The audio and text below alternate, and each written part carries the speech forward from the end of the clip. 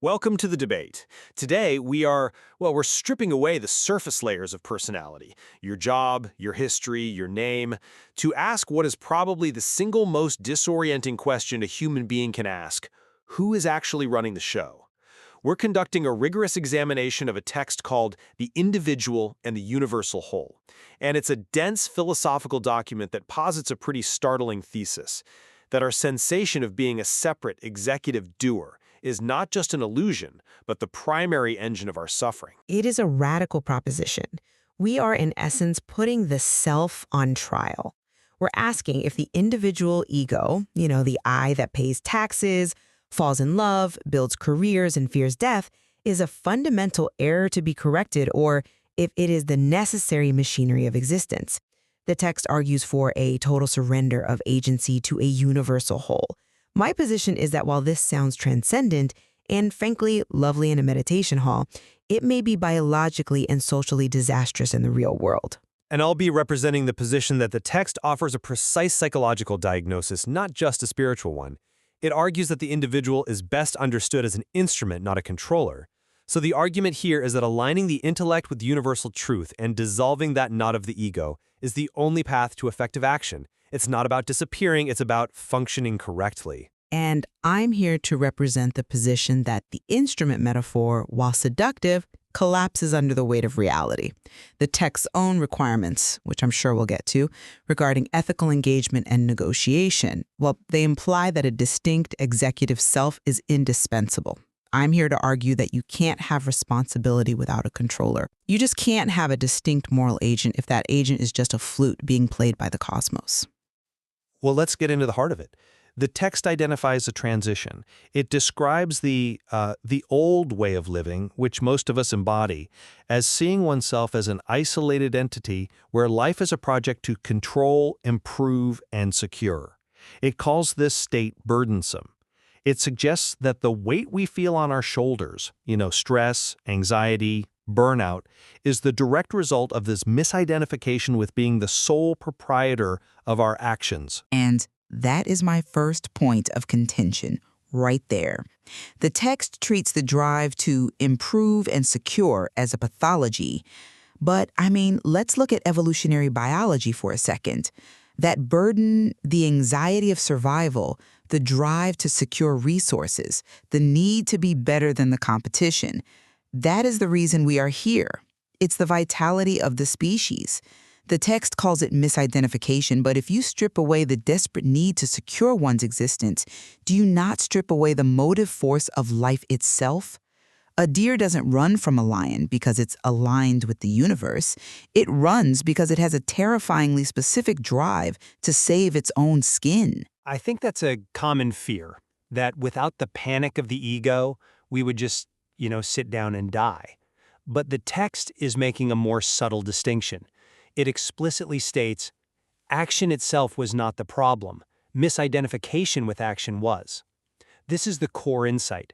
The burden doesn't come from the effort of rowing the boat. It comes from the crushing psychological weight that I am the one making the river flow. When the text describes the shift to an instrument mindset, it isn't describing passivity or a lack of ambition. It's describing a state where the controller mindset, which is rigid, fearful, and defensive, it just softens. It allows a larger intelligence to move through the individual. Larger intelligence is a vague term, though, isn't it? It allows for a lot of interpretive wiggle room. Let's ground this. If I am a software engineer writing code, or a parent raising a child, and I adopt this instrument mindset, who is responsible when the code breaks? Who is responsible when the child acts out? If I attribute my actions to the universal whole moving through me, am I not just creating a convenient philosophical trapdoor to escape accountability? Sorry I crashed the car, officer. The universal whole was driving. That's funny, but the text actually argues the opposite. It implies that the instrument bears a higher standard of responsibility. It speaks of performing duties with care, clarity, and responsibility, but without the mamakara. This is a crucial Sanskrit term used in the text, mamakara, or the sense of mindness. Mindness, meaning ownership? Psychological ownership, exactly. Think of a surgeon operating with the heavy burden of, my reputation is on the line, I must not fail, I need to be a hero. Well, that surgeon has trembling hands. That is the controller mindset. That is Mamakara. They are making the surgery about them. A surgeon who has dropped the I, who is simply a channel for their training, their skill, and the situation at hand, acts with absolute precision. The removal of the owner makes the action pure, not reckless. The text argues that when you aren't obsessed with the fruit of the action being yours, you actually perform the action better. That surgeon analogy is strong, I'll give you that. But it relies on years of training that was likely driven by the ego's desire to be a surgeon. You don't get through medical school by flowing with the cosmos. You get through it by grit, ambition, and a desire to be somebody. But let's look at the internal structure the text proposes to achieve this state. It breaks the human being down into a hierarchy: body, mind, and intellect. It views the body as an inert field, the mind as a chaotic data processor, and the intellect as the rightful driver. Correct. And it identifies the villain of the piece, the ego, or ahamkara. Right, the ahamkara, the I-maker. The text defines this ego as a knot that ties consciousness to limitation. But I want to challenge the idea that this knot is something to be untied. The text says the ego fuses what I have experienced, my past, with what I desire to become, my future. It calls this a limitation. I call that a personality. I call that a soul. Without that fusion of memory and aspiration, what are you? You're just a biological camera recording events. That knot is what gives human life its narrative arc. If I untie the knot, do I not dissolve the very thing that makes me me? But that narrative arc is exactly what blinds us. The text defines the ego's function as filtering reality through that very knot. We never see what is right in front of us because we are seeing it through the lens of a past trauma or a future ambition. The text isn't saying you lose your memory or your ability to plan. It says the individual becomes functional rather than absolute. You stop mistaking the map, your story, for the territory, reality. When the text describes the senses dictating to the intellect, that is a state of suffering because the hierarchy is inverted. The ego is a fragile construct that constantly needs defending. By loosening that knot, the intellect, the faculty of discernment, can finally regulate the system without all that emotional noise. You talk about the intellect regulating the system. The text uses specific terms here regarding the quality of that regulation.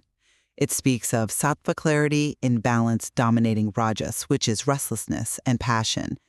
My question is, who does the regulating? The text claims the intellect has the capacity to align life toward truth. But how does the intellect reclaim its rightful place without a strong, localized will to exert that dominance? Regulating the mind requires effort. It requires a controller. You can't have a passive instrument that is simultaneously engaging in the rigorous discipline of self-mastery. It just feels like a contradiction. I think you're conflating will with ego. They are not the same. The ego is the story of me. The will, or the sharpened intellect, is the capacity to choose dharma-right action over impulse. The text suggests that the intellect acts most clearly when the ego is quiet. To go back to the software engineer, the ego is the part that wants credit for the code or fears being exposed as a fraud. The intellect is the part that sees the logic of the code itself. When the desire for credit, the ego, is removed, the intellect can see the logic, the truth, more clearly. The instrument is not a puppet, it is a finely tuned vessel. The discipline comes from clarity, not from the I forcing itself to behave. It's the difference between forcing yourself to diet because you hate your body, which is ego, and eating well because you understand nutrition, which is intellect. I see the distinction, but let's look at the cost of that clarity. The text urges purity of intent, or shuchi, but it also insists on foresight. Now, foresight is the ability to predict future outcomes and steer toward them. If we are supposed to be surrendering the fruits of action as the text demands, why do we need foresight? Foresight is specifically a tool for securing a better fruit. If I am saving for retirement, I am clinging to a result. If I am building a shelter, I am clinging to the result of safety. The text seems to want it both ways. Act with the precision of a planner, but with the detachment of a monk. Is that psychologically possible for a normal person? I think it is possible, but it requires a shift in where we derive our stability. Foresight is simply seeing the road ahead. It doesn't require emotional attachment to the destination. You look at the weather forecast, that's foresight. And you bring an umbrella, that's action. You don't have to be emotionally devastated if it rains. You don't have to take the rain personally. You just prepare. The text argues that action felt burdensome because it was tied to ownership. When you release the ownership, you don't release the skill. You don't release the foresight. You release the anxiety. This is what the text means when it says work becomes worship. It's not about religious ritual. It's about the action being complete in itself, regardless of the outcome. Complete in itself, it's a beautiful phrase. But I worry that this purification of motive is a slippery slope toward passivity. The text talks about movement without resistance. Is that actually desirable? I mean, in physics, in politics, in art, resistance is what generates energy. Muscle grows through resistance. Society progresses because individuals resist the status quo. If we all become instruments of the cosmic order, who is left to say, no, this order is unjust? Who is left to start the revolution? If everyone is just accepting the universal whole, do we lose the friction that drives progress? That is a crucial point, but the text anticipates this. It doesn't preach blind acceptance of the environment.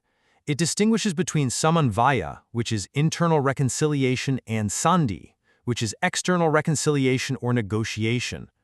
This proves the philosophy isn't passive. It demands high engagement. I'm glad you brought up sandhi. This is exactly where I feel the text contradicts its own premise of the universal whole. How so? The text defines sandhi as measured ethical engagement. It talks about entering agreements consciously and implies that trust can be broken. It says one must sometimes maintain distance in one area while building alignment in another. Now hold on. If the core truth is that separation was only apparent, never real, if I am, as the text says, the sun reflected in many vessels, then who am I negotiating with?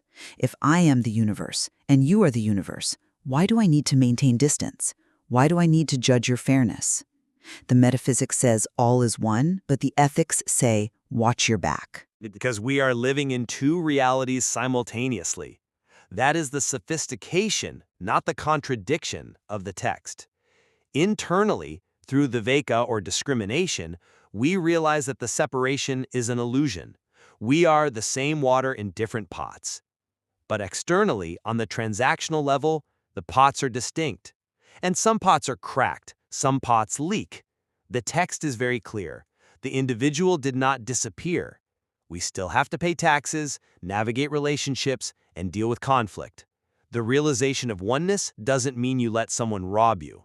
It means you understand why they are robbing you, and you stop them, but you don't hate them in your core. But that creates a dualism that feels, well, unresolved to me. You say the pots are distinct, but the advocate's stance is, I am the universe appearing as an individual. If that's true, then the person who breaks my trust is also the universe. Why am I renegotiating with the universe? Why am I judging the universe's fairness? The text demands high-level discernment to judge fairness and foresight. That requires a distinct, judgmental self that stands apart from the other. You cannot negotiate with yourself. If I am truly non-separate, negotiation shouldn't exist. There should only be flow. Actually, you are negotiating with yourself. That's the cosmic irony the text points to. But let's look at the mechanism. The text says reconciliation isn't indiscriminate peace. It requires consistency in gain and loss. This is the intellect driving. It recognizes that while we are ultimately one essence, the forms we take have different trajectories. The instrument mindset allows you to navigate that friction without taking it personally. You maintain distance from a toxic person, not out of anger or wounded ego, but out of clarity. You see the pattern and you step back. It's functional, not emotional. It's the difference between burning a bridge because you're furious and simply not crossing it because you know it's unstable. Clarity sounds nice, but it feels cold to me. The text speaks of identity without isolation, but the mechanisms it describes, guarding against the senses, regulating the mind, renegotiating agreements, these are the mechanisms of isolation. They are walls we build to keep the system stable. The text claims to loosen the grip of the ego, but it seems to replace the hot, messy, passionate ego with a cold, detached, clinical ego. Is that really an improvement? Or is it just the way to avoid the pain of being human? I wonder if the text is asking us to become Spock, all logic, no human mess. I strongly disagree that it's avoidance. The text describes this state as peace with the whole. It's not coldness, it's the absence of the frantic heat of anxiety. When the knot loosens, what remains isn't a vacuum, it's participation without bondage. You are still participating, you are still feeling, but you aren't bound by the desperate need for the world to validate your existence. Think of the difference between needing someone to love you to prove you exist, which is needy and painful, and simply loving them because it is your nature. The latter is what the text aims for. It's a love that doesn't ask for a receipt. Participation without bondage. I suppose my hesitation comes from the suspicion that bondage to our loves, our ambitions, our specific, limited lives is what gives life its flavor. The text describes the body as a temporary field. That minimizes the biological imperative. We are biological creatures designed to survive, to reproduce, to win. The text seems to want to transcend our biology. I question if that's possible, or if it just leads to a kind of dissociation where we float above our lives rather than living them.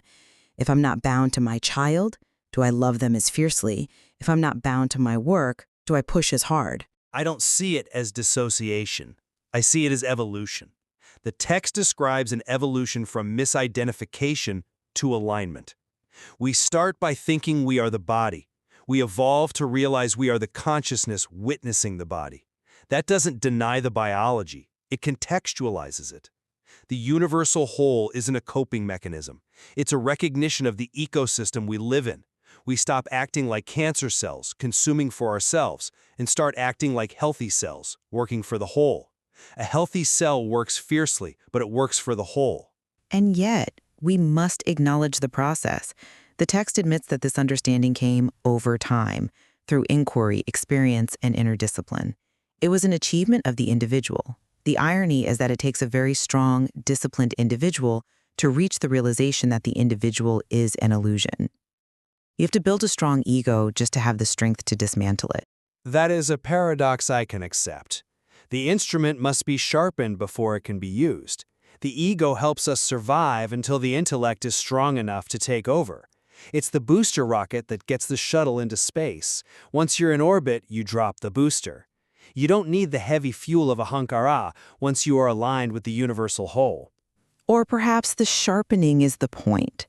Perhaps the struggle of the ego is not a mistake to be corrected, but the gym where consciousness works out. Maybe the universe wants us to struggle. Let's look at the conclusion the text offers to settle this. It states, I am not a separate individual negotiating with an external universe. I am the universe appearing as an individual, learning to align with itself. This encapsulates the entire argument. It's a shift from a defensive posture, me against the world, to an expansive one, me as the world. It does encapsulate it, and it frames the debate perfectly. If I am the universe, then my ego, my resistance, and my desire to control are also the universe. Why should I suppress them? Because they cause suffering, not just to you, but to the whole. The knot of ahankara restricts the flow. It's a blockage in the pipe. When the water flows freely, there is power. When it hits a blockage, there is pressure, and eventually, a burst. Or they provide the tension necessary for the drama of existence to exist at all. A story without conflict is just a statement. A universe without egos is just static. As we wrap up, I want to summarize the power of this text's perspective. It offers a sophisticated psychology that addresses the root of human burden. We carry the weight of the world because we think we are carrying it alone. The text invites us to drop that weight. It asks us to loosen the knot of ego, not to destroy ourselves, but to find identity without isolation. It proposes that true functionality, true power, comes when we stop trying to be the absolute controller and accept our role as a dynamic part of the whole. And from my perspective, while this cosmic viewpoint offers undeniable psychological relief, a way to put down the heavy bad. We must not overlook the practical reality the text describes. We are dealing with a highly active, discerning entity that must negotiate with the world, judge fairness, and protect its boundaries. The individual remains the necessary anchor for ethics. If everyone is just an instrument, no one is responsible. I believe we must embrace the knot of the self, not just as a source of suffering, but as the engine of our humanity. The beauty of being human might just be in the struggle of being separate. It is a compelling tension. The feeling of free will versus the recognition of a universal order. The burden of the doer versus the freedom of the instrument. Can one truly participate in the world without bondage? That is the question the text leaves us with, and it's a question that probably requires a lifetime to answer. Indeed. Thank you for joining the debate.